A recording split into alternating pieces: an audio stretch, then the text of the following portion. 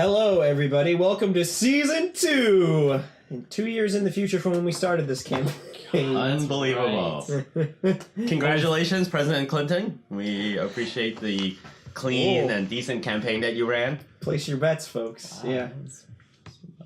My party's done. After this election, the GOP is just going to like disband. Yeah, probably. We've given up. No, President Trump has saved us from the Mexicans. Yay! Yay! Single party. We did it. I know, right? Trump gets into office. All the state lines have walls on them. Ooh, yeah! Oh, Keep wow. those Californians out of here. Yeah. Oh, that would be so amazing. So this is the beginning of that dystopian Mad Max world that is like, how did this happen? It's like, it started during the Trump presidency. Every state becomes its own mini government, and it's like they establish like, I am the president of Washington. Anyway, got this new shiny DCC Dungeon Master screen, courtesy of James Lee. Picked it up for us on Free RPG Day. It's pretty sweet. Fold it out a little more. Got some so pretty. Sick art by Doug Kovacs, the guy who does all of the module art for Dungeon Crawl Classics, as well as a lot of their maps. Really neat. So yeah, it's also really handy for me because I actually have helpful tables now. She's never gonna use those tables. Yeah, that's true. If we were using their good camera, they could see the beauty that is this screen. They can. It has a few tables that are useful because that you have to look up all the time, and it's like it helps to not have to actually turn to that page all the I time. need to hack that camera. Anyway, so so last time you guys ended on this mysterious coastal shore with a whole bunch of pine trees behind you. Looks like the coastal shore of eastern Washington or something like that. With the waves rolling against the shore, and the Gordian partially pulled ashore over to your left. And Phi LaFoe, the Beastman, had cracked his knuckles a couple of times and said, "Let's go and ask them a few questions." There's no need to start with violence. I'm sure they are more than willing to talk to some weary travelers. Oh yeah, that's right. We could say we're lost circus performers. There was no suggestion of violence. No, let us proceed and ask them politely. The suggestion of violence that prevents violence from happening. Now that Phi LaFoe is with us, we no longer need to fight anyone. Yes, often bravado is the wisest. Yes, exactly. Wisest We just say, look at these muscles. Would you not like to not have to engage these muscles? You should probably just talk to us peacefully. You could enlarge me for effect. Yeah. So Vergis is actually looking around kind of curiously. He seems to be kind of fascinated by the location you guys I keep forgetting Vergis is with us. Yes. He's like that little kid that's like, oh, how long have you been with us? But he's like such a key character. Vergis, do you recognize this place as somewhere near Lear? And he looks around and he goes, no, I don't. Didn't get out the city much? No. But we recognize this ship. Vergis, where were you raised? Where do you hail from?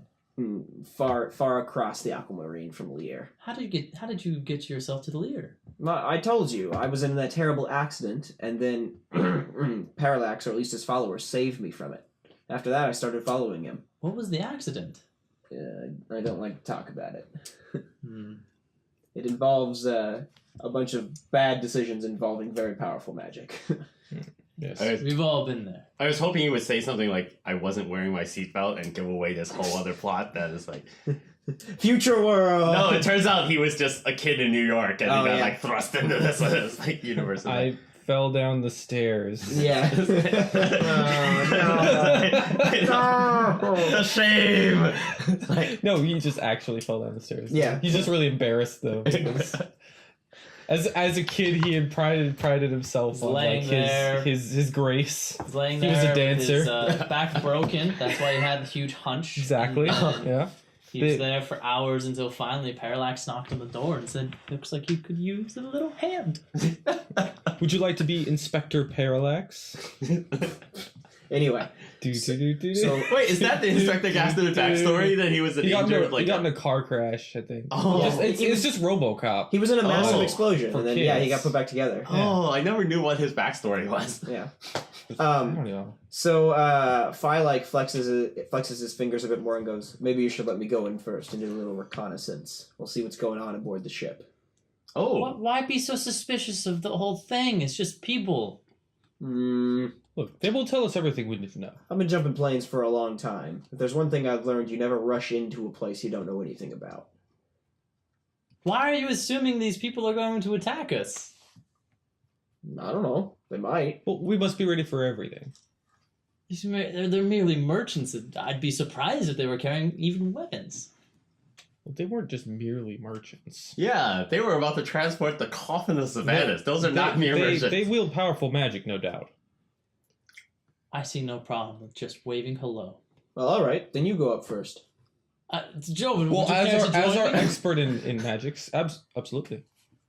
Do we feel like Come, Merek, I lift you up over my shoulder. No, I can hobble on my own, thank you. Oh, fine, I'll put you down. It would be poor. It would be a poor. I'm not image. used to you being able to walk on your Are own. you like Merek. the ends of the halflings where he just sits on your shoulders that's riding along?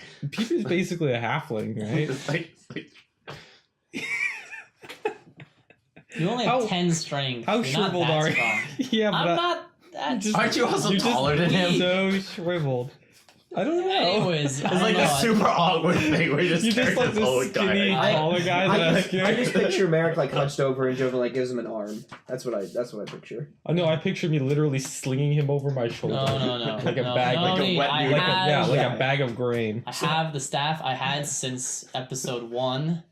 I will lean on it and be Amazing. okay. The first time anyone meets Merek, they see his butt first because it's always like he's just slung over He's Joe's slung over- shoulder. exactly. It's like, That's what they I'm go- going for They here. think he always has a sack and he like throws Hold it on, the let me grass, put my wizard down. It's like, There we go. So Percival slips out of your pack Yeah. and jumps down to the ground and sniffs a bit. Goes, I like this place. It smells refreshing. Yeah, we're Oh. finally in a normal I'm spot. delicious I'm walk. gonna pet Percival. He like purrs and brushes up against your legs.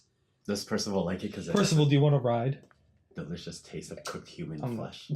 And Percival looks up and I'm nods. gonna put him on my shoulder. Okay. Oh my Alright. gosh, he's trying to get two familiars. Like, not only his own, but stealing Yeah, and then stealing put Merrick's Frey on the familiar. other shoulder. It's like, Okay, let's get going. All right. Yeah. Well, we will. we're fine Walk- with us. walk We are towards the boldly ship. going forward because no one can hurt us now that my father's friend is here. Are you gonna come too? Oh yeah. You two both? Okay. Vergis waves for We'll a bit. lead. Vergis waves and goes, I'm gonna wait over here. No, that doesn't sound like a good idea. You should come with us. I don't really No, feel like you'll it. be safer with us, Burgess. It's a desert island. Come. Mm, We need to stay together. Nah, fine. And he grudgingly walks off. We're not gonna leave him behind because who knows what mischief he'll get into if we. Yeah. Get... He'll find the conch first. Yes, I know, right? That was You can't let him get that kind of power. So you guys make your way over to the ship. It's a large ship, not quite a galleon, a little bit smaller than that, but it's definitely meant for carrying a large amount of people. And it's a high ship. It's probably about maybe 20 to 15 feet up in the air to the deck, because you got the whole bottom of the Yeah, ship and then the top. Yeah. And there seems to be a little rope ladder hanging over the side, and what you can hear, what you think is like this crackling of a fire, and a couple of like murmuring voices coming from up above. Above? Yeah, Yeah, on top of the ship. So- deck. so On the they dock? have a A fire on the dock? On the Or deck. on the Deck. deck? on the deck. You can have fire on the Oh, weird. Okay, so two questions. You just have Is to have it that- contained and it might be Number burning one, some is it like cauldron. fully manned? You know how when you're really far away and you see a vessel, Mhm. You can see people yeah, on the you deck? see all the there's seamen no, on it. no, it looked deserted from far away. You couldn't even see the fire. Okay, number So there was two, indeed fire. does it look like it's moored or scuttled? You know how Yeah, like um, ships can't get close to land and they have to like row in. Is it docked Yeah. offshore or run aground? No, it's run aground partially. Okay, Okay. Yeah. so there's not like they could easily just No. Okay. No. Either the tide washed them up here, or they purposely dragged it up onto the beach. Okay, so they're stuck here for Yeah, for for the the time duration. That's mysterious. Hello! Hello! Merek, you alright? It's my cough. You You have a know. He always sounds like that. lozenge. Thank you. Are they like natural shaped? Yes, the little they're mini natural nachos, lozenges. I sell them at the little eyes on marketplace. They have the eye in the center. Mhm. There's like fortune predictions on the back of each one. Oh, yeah, that's right. Help me! May I'm Netro trapped. be with you. So you yell hello, and you hear the murmuring stop, and then after a few moments, you see this like stocky kind of beat up looking dwarf come waddling over, and he's got this long gray beard, and his face is kind of looks like it's been beat up and smashed in. They always waddle. that they've been beat up and smashed in a couple of times. And he's got like a couple of lumps over his face, like he's healing from swollen wounds from a fist fight and stuff like that. And he comes hobbling over and looks over the edge of the ship and goes, "Who goes there?" Jovan, perhaps this is more your department. Weary travelers. We are weary travelers who mistakenly come to this island. And the dwarf looks down at you you four curiously. We are victims of a shipwreck. Fi has mysteriously disappeared. Wow. He's just gone. I was just going to comment about how he would be really hard to hide because he's so big. Yeah, explaining a giant tiger man is going to be way harder than we want. So the dwarven guy leans over and goes, "Huh. Well, how'd you get here? We didn't see any other boats." Well, as I said, we were victims of a shipwreck. We've been floating in the sea. Shipwreck? For at least a day, perhaps more. Oh, that's a sad tale. Well, we'll come up and share our fire. We are not wet. Yeah, I know. Luckily, we know prestidigitation. I'm just gonna lie until I'm just going with it. We're super pristine. We're all dressed in different cultural garb. Yeah, like we would have tossed our weapons. Whatever. The dwarf doesn't look like he can see you too well from his lumps. It's like, how does Jovan? Yes, it's like Jovan's an amazing swimmer. It's like, how have you survived? Like. My 300 pounds of armor is no struggle at all. We made it in one of the lifeboats. So that's what I'm going with. It's on the other side of the island. That's another loose thread. It's on the other side of the island. What if they find it? What if they try and find it? We burned the boats up. We'll be surprised that it's gone. There you go. There it is. What a clerical move. Easy. So the dwarf makes his way over to the rope ladder and gives it a little jangle and goes, "Come on up." Oh, thank you, sir. Makes his way back to wherever it is on deck the fire is at. Climb up. So you guys work your way up, and Percival looks up, or no, he's riding on your shoulder, isn't he? Yep. So he slowly kind of balances himself as you climb up, and he clings onto your back of your armor. He goes, "It smells horrible up here." And you guys work your way up the rope ladder, and when you get up on deck, you can see that the large mast and before with the sails and stuff, the sails are obviously furled up and put away, but as looking at them now, you can see that there are some rips and tears in the sails, like something tore through them at some point, which probably explains why the boat is run aground and not going anywhere. Perhaps we're not the only ones suffering from a shipwreck. Yeah. I was really hoping that Percival wasn't carried up as so can familiars climb ladders? No, they cannot. Yeah, that video was hilarious, by the way. What video? What video? Uni comes along. Can unicorns climb ladders? No, they cannot. We leave them. Yeah, that's so good. Okay, so you guys get up on deck, and you can see that far over, underneath a kind of, there's how ships are built. There's the wooden thing, and then the prow over here, or the front piece, and then there's usually the captain's quarters in the back. So where the captain's quarters would be, with the wheel just about, there's a slight wooden awning that extends out over it to block out rain and stuff.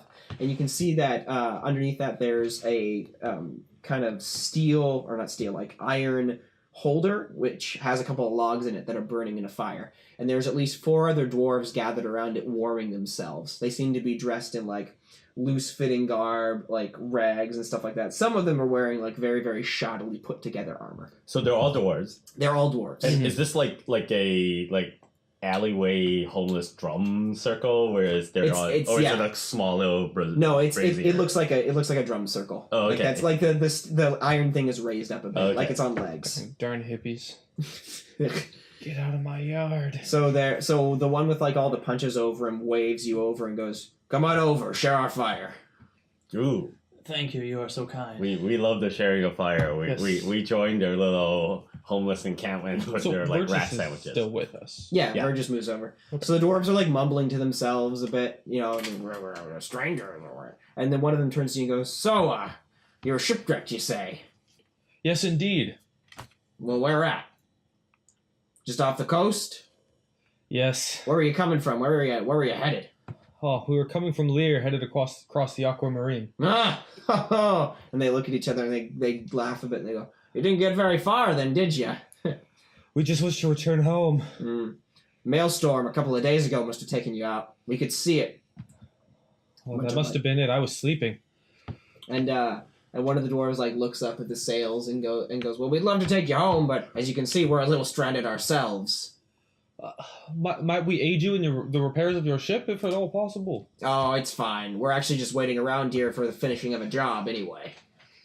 Oh, very well. Oh, there's a job here? Yeah. Well, we were supposed to ship a couple of things out here. Food, supplies, water, that sort of thing. There's a kind of a...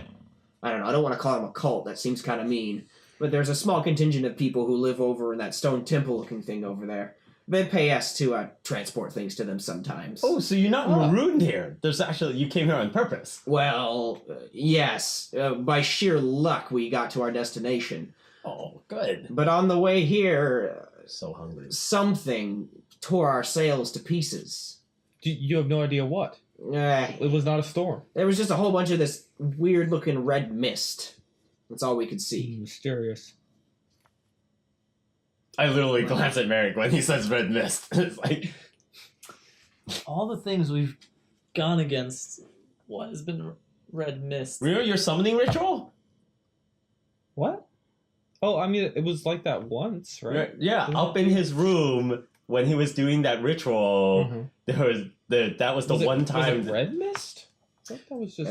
Yeah. It caught us right off the coast of Lier. You know, it's weird. The port of Lier's had some trouble lately. The Prixis Inlet has fallen victim to a lot of storms. Not a lot of merchant ships can get in and out of that place. Oh, yes, we had to wait quite a while to set sail. Yeah, must have been tough. Were you there for the sea monster? Do you remember the sea monster? And they look at you curiously and go, sea monster? Oh, there was a huge sea monster. It was amazing. Really? Yeah. That close to port? It came out of a portal. Huh. Yeah, sounds like magic stuff. And the dwarves grumble to each other. We don't like magic stuff. Sorry, I'm trying to remember. What was it? I was doing the ritual of giving him a familiar. Yeah. Was the red mist breaking through? No, that was this like whole thing on the outside that was swirling around. Yeah, but it actually reminds you more of Azazex's mist. Yeah, that's what I was thinking. Yeah. Okay. Not that. Because that was also a red mist that around on the outside. Yeah, that was so. Interesting. Okay. I guess one that was whatever. Okay. So yeah, because I captured that all in a bowl at the end of the ritual and I swallowed all of it. Yeah, but I could have sworn that was multicolored. That was multicolored. It was rainbow. Multicolored mist. It would make sense if it they was. collected in the bowl. Yeah. Yeah. Okay. The red mist. Yeah, the red mist was definitely Azazex because remember you going into the room and it was like red mist was moving around. That's odd. How would he have escaped? We did just travel through Azazex's realm. Well, you saw Death himself take Not it. too long ago. Yes, that's right. That's how we got out of Lalos. We ended up in Azazex's realm.